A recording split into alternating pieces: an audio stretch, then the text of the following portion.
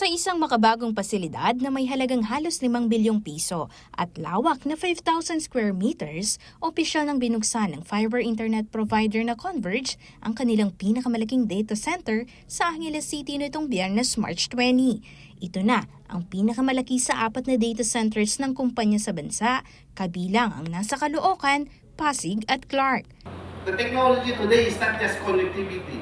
We need to have an engine to able compute, to able store.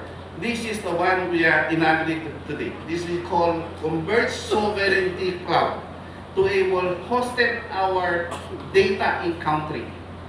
We don't need to bring our data outside of the country, and we need to protect our data in country. Ayon sa CEO at co-founder ng Converge na si Dennis Uy, hindi lang fast internet ang layunin ng pasilidad.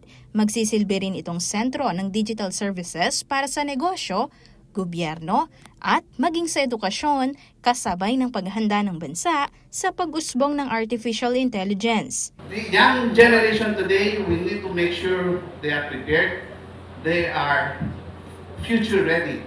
Pero kasunod ng pag-angat ng digital capacity, inaasahan din ang malaking pangangailangan sa enerhiya. Sa kasalukuyan, may kapasidad na 12 megawatts ang data center. But in the future, posibleng tumaas ang konsumo bunsod ng mas advanced na AI servers. Power is the king. Power is the future for the AI. That's why we need to build plan ahead.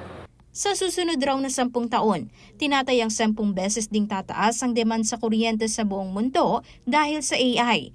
Kaya, itinutulak na rin ang paggamit ng renewable at nuclear energy. Sa kabila nito, sinabi ng Department of Information and Communications Technology o DICT na ang paglulunsad ng data center ay sumisimbolo na capable na ang Pilipinas na palakasin ang sarili nitong digital infrastructure. Today, we are seeing something different. We are seeing a shift.